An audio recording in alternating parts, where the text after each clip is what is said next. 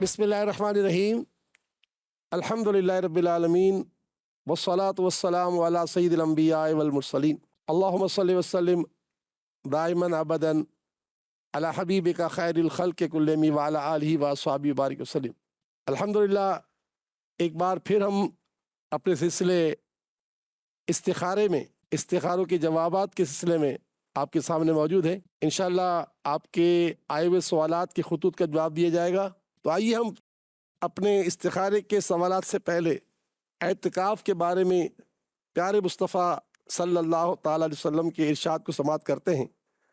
सरकार दो जहाँ सल्लल्लाहु ताला अलैहि वसल्लम का इरशाद है, जिसने रमज़ान मुबारक में 10 दिन का एतिकाफ़ कर लिया, वो ऐसा है जैसे 2 हज और 2 उम्रे किए। सुभान अल्लाह।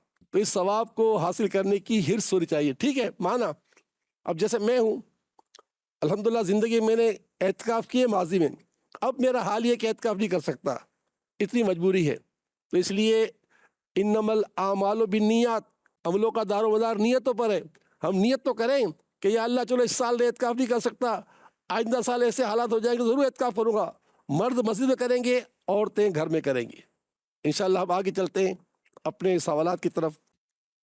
खातून फरमा रही हैं कि नींद के दौरान जो है परेशानी होती है और नींद भी कम हो गई है और कोई आसेब तो नहीं है। तो मोहतरमा, अल्लाह से दुआ है कि अल्लाह ताला हमें हर तरह के आसेब से बचाए। हाँ, हमारे प्यारे नबी सल्लल्लाहु ताला अलैहि वसल्लम का फरमान हमारे सामने मौजूद है कि जब गुरूब आफ्ताब का करीब आए ना, मगरिब का वक्त, तो बच्चों को और ख़वातीन को घर में ले लो कि उस वक्त शयातीन मुंतशिर होते हैं और उचक लेते हैं। क्या पता चला? पता ही चला कि जब मगरिब का टाइम होता है ना, उस वक्त शयातीन जिन्नात निकल आते हैं मगरिब के वक्त, और ख़ास कर ख़वातीन पर और बच्चों पर झपट पड़ते हैं। तो याद रखिएगा, आज दुनिया भर में सबसे ज़्यादा आसेब की मुतासरा ख़वातीन ही होती हैं और बच्चे होते हैं। लेकिन बहरहाल आपके साथ ऐसा कुछ नहीं है। सरकार दो जहाँ सल्लल्लाहु अलैहि वसल्लम ने नींद के लिए एक दुआ अता फरमाई है। वो दुआ मुझे उम्मीद है कि इंशाअल्लाह आपके घर पहुँच चुकी होगी या पहुँच जाएगी। उस दुआ को रात को पढ़ के सोएंगे ना, तो इंशाअल्लाह नींद भी आ जाएगी। बाकी आसेब वगैरह नहीं है। आपको अल्लाह ताला की रहमत से जो इलाज दिया जा रहा है, वो उस इलाज पर भी अमल कीजिएगा। यहाँ आपके ख़त का जवाब इख्तिसार से दिया जा रहा है कि आप रात को सोने से पहले 31 मरतबा पढ़ लिया करें, या मुतकब्बिरो या मुतकब्बिरो या मुतकब्बिर। अल्लाह का ये नाम पढ़ लिया करें।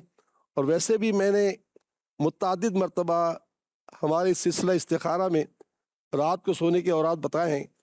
आपने अगर माजी के मेरे प्रोग्राम सुने होंगे तो उस पर सुन लिया होगा, वरना एक बार फिर सुन लीजिए कि हम जिस नबी का कलमा हम पढ़ते हैं, उस नबी करीम सल्लल्लाहु ताला अलैहि वसल्लम की अपनी आदत करीमा है कि आप रात को सोने से पहले जो है वो 3 मरतबा सूरह इखलास, 3 मरतबा सूरह फलक और 3 मरतबा सूरह नास पढ़ते थे, हाथों पे दम करते थे, और जहाँ तक आपके दस्तान मुबारका जो है आगे जाता आप पूरे बदन में हाथ फेर लेते थे।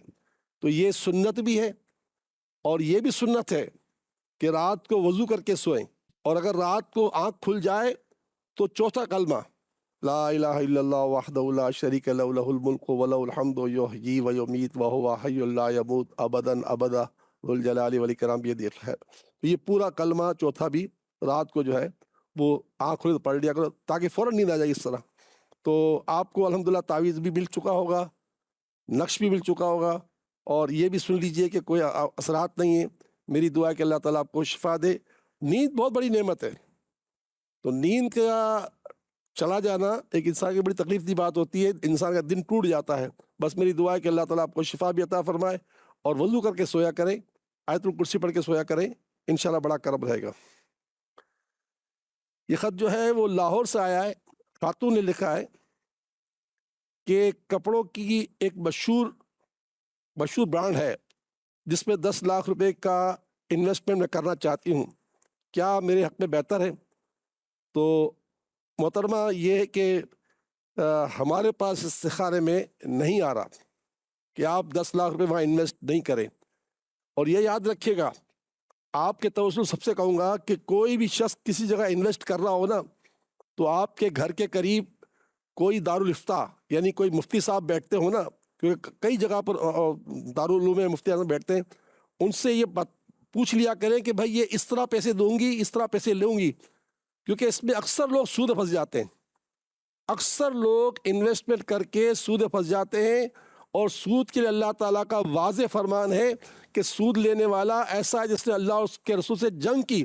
اچھا ان کو پتہ ہی نہیں ہوتا کہ میں سود لے رہا ہوں، اسی لیے تو میرے آقا فرماتے ہیں ایک زمانہ ایسا آئے گا کہ سود سے اگر کوئی بچ بھی گیا نا تو سود کا گرد و غبار اس کی ناک میں چلا جائے گا، اتنا سود پھیل جائے گا۔ تو جو انویسٹمنٹ کرتے ہیں نا وہ ہوش کے ناخن لیں، پہلے شریعت کا مسئلہ پوچھ لیں، جن کو پیسے دے رہے ہیں ان کے معاملات بتا دیں، مفتی کے کہاں ایسے آدمی کے پاس انویسٹمنٹ کرنا جائز ہے، اور یہ اس طرح حساب کتاب سے تمہیں پیسے ملتے رہیں گے جو ملنے چاہیں، نقصان نفع دونوں ہوگا۔ اللہ تعالیٰ ہماری مدد فرمائے۔ انشاءاللہ کل ہم دوبارہ اعتکاف کے بارے میں کچھ بات کریں گے کہ اعتکاف کے لیے جو ہے خواتین کیا کرے، اور مرد حضرات تو اعتکاف بذات کرتے ہی ہیں، مردوں کے لیے بینیفٹ یہ ہوتا ہے کہ وہ امام صاحب وغیرہ ہوتے ہیں تو مسئلے بتاتے رہتے ہیں۔ انشاءاللہ پھر کل ملاقات ہوگی، تب تک کے لیے اجازت دیجیے۔ اللہ تعالیٰ ہمارا نگہبان ہو۔ السلام علیکم ورحمۃ اللہ وبرکاتہ۔